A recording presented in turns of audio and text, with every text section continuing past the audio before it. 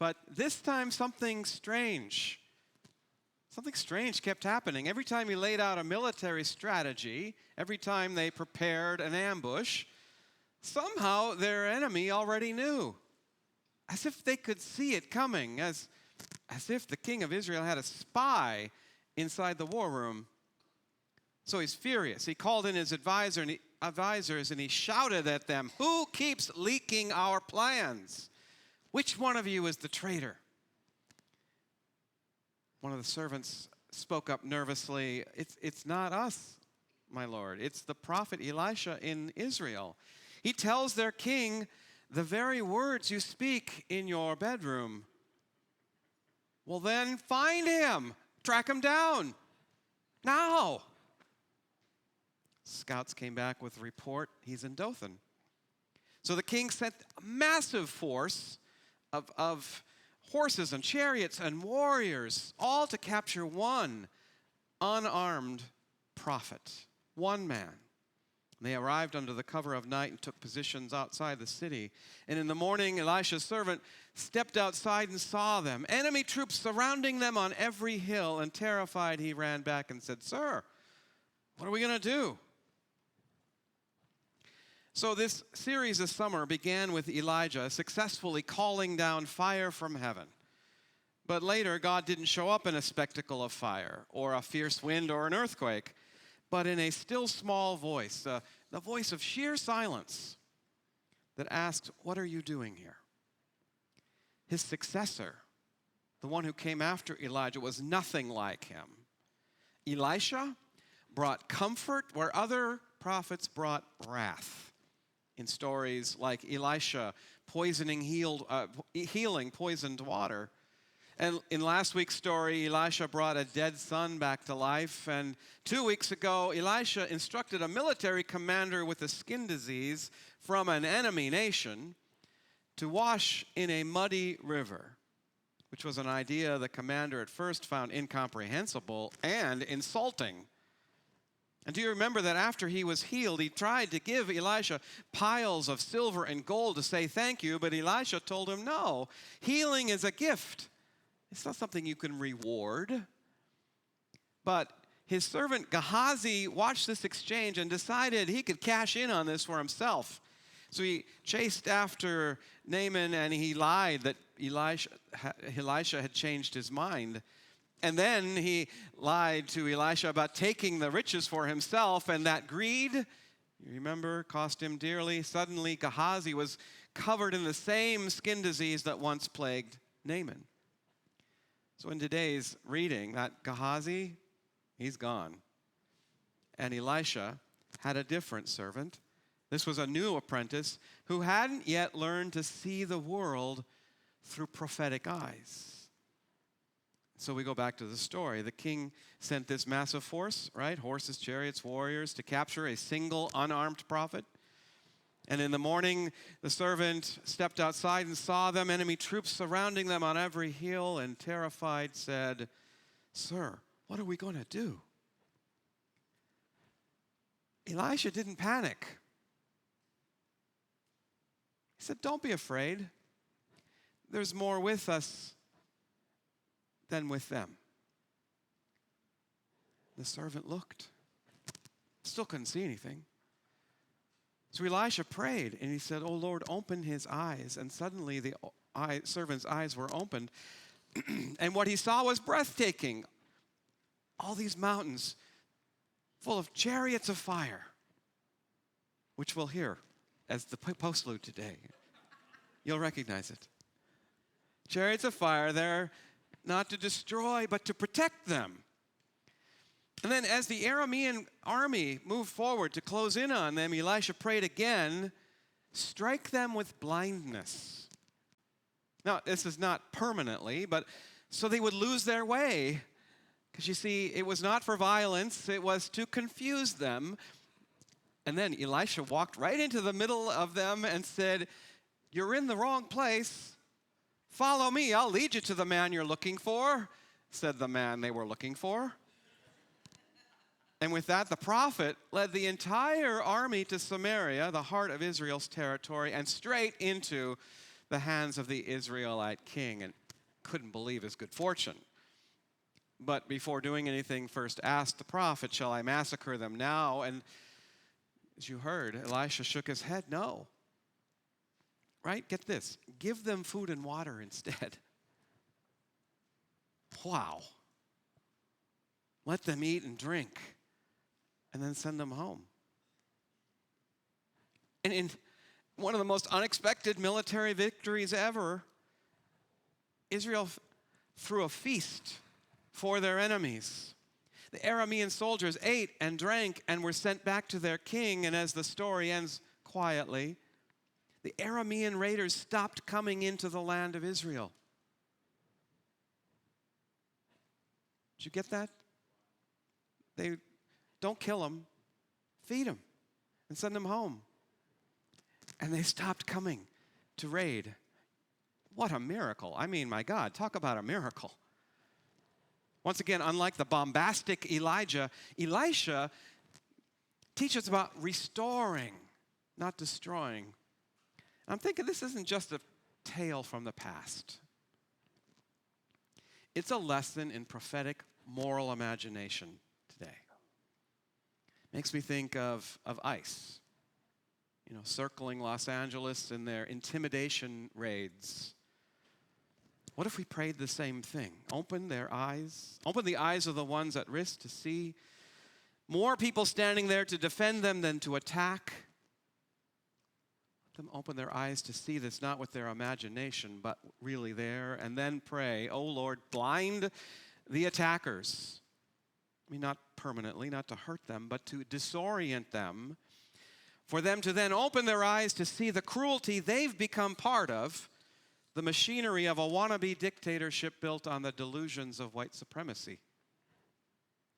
Oh Lord, blind them and open their eyes. As we struggle to know how to respond to news like this, I find inspiration in Elisha. Again, not called to return hate with hate, but to imagine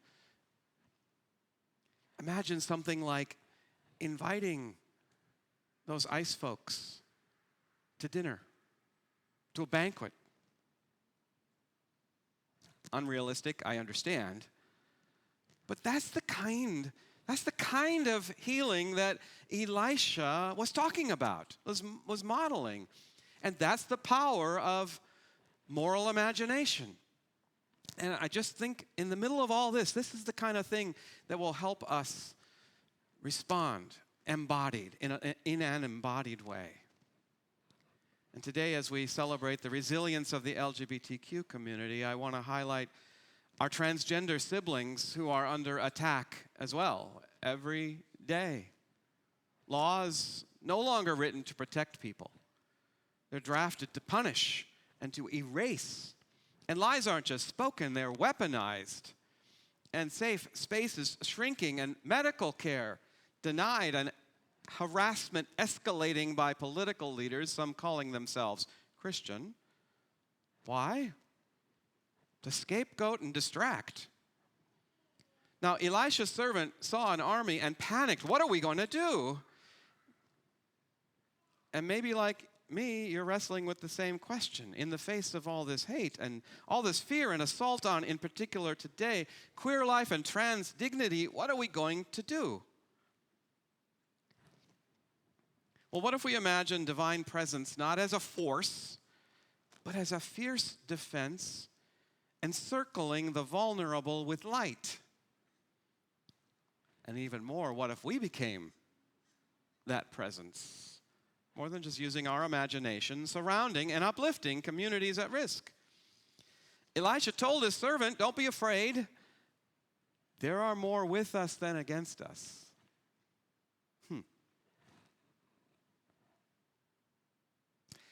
That would have been hard for the Reverend Malcolm Himshut to imagine 20 years ago. And yet he believed in such an invisible witness, and he became one of the first openly transgender clergy ordained in the United Church of Christ, or any denomination, in 2004 in Denver. And his life testifies to a God who moves through those the world tries to erase, and the theological integrity that the priesthood of all believers includes all believers. But here's also what's miraculous. The people with power to decide saw him. Didn't just tolerate his presence, they recognized his call. Ordination committees recognized that. That's a hard thing. And search committees saw that in him. That's even harder. Entire congregations who called them as their minister. Talk about the hardest thing. But they saw light within him, which in turn lit the way for others who have followed. Think of the Reverend Darrell Goodwin. He's the conference minister for the 600 churches of the Southern New England Conference. It's our largest conference. He leads with joy and pastoral depth, prophetic clarity. He's a gay black man who names his queerness out loud to people, not as an obstacle, but as his blessing. He lifts it up as sacred and spirit-filled, and his leadership is chariot-like in its own way, surrounding, protecting, and blazing a path of holy fire for others. These are the chariots encircling the hills today, not to rush forward to destroy, but inviting us to join them in standing firm in fierce, radiant presence. How? That's the bottom line, right? How? Well, you may not be called, you yourself, to pulpits or public leadership, but you are called to see. To see who is under threat. To see who is being erased. To see who is standing alone and stand with them. You can become that presence when you show up. Not only in crisis, but every day, in everyday ways that whisper, you are surrounded by light. You are not alone. You can become that presence when you tell the truth, even when it costs you something. When you risk your comfort to defend someone else's dignity. And very much in line with Dave's children's message, the words are printed here, you can also just try to listen without trying to fix. We had long conversations this week about this. No, we didn't. You can just listen without trying to fix. Because love compels you. Because love compels you, sometimes you'll be called to confront hate. And sometimes you will be called to hold space. And sometimes you're called just to stay close when others have walked away. And it won't always be easy. Of course, we know that. But neither was the vision that Elisha gave his servant. It takes opening our eyes to see the chariots. Close your eyes.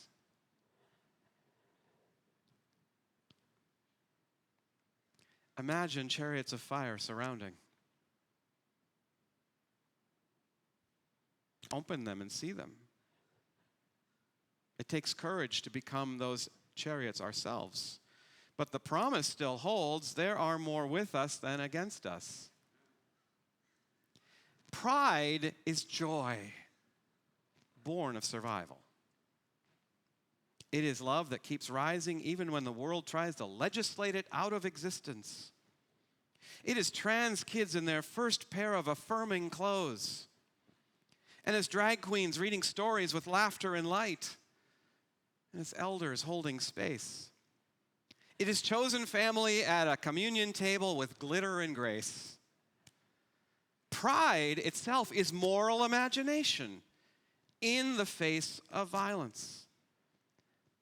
I didn't develop this into the sermon, but I was thinking, what can't we imagine? Well, imagine our elders in the 50s and 60s, imagining that if they stood in front of people and declared to themselves with their signs, I am a homosexual, that they wouldn't be killed, but they would open a movement that would mean I could stand here today. Thank you for their moral imagination. And where are we called to it? So we began this series this summer with Elijah's fire and the continued stories of Elisha's healing. And I've asked questions like, what are you doing here? Last week, in a rage-filled world, how can the church be a healing witness to revolutionary love? I've asked, where will you start? And who shall we be? Today, my question, who needs to know they're not alone, but surrounded by your love and courage? Who needs to look up and realize there's chariots of fire protecting them? But here's perhaps an even more important question as we practice this moral imagination of Elisha. And this is a harder one. Get ready. What opponent can you imagine inviting to your banquet table? Because this messed up stuff that's going on right now, where this story must end is fear disarmed, and a feast instead of a fight, and with enemies fed. That's where this whole messed up story has got to end. One day, I believe. So I ask again, be part of this healing, to become these chariots of fire. Use your moral imagination. Close your eyes once again. Visualize what opponent you can invite to your table.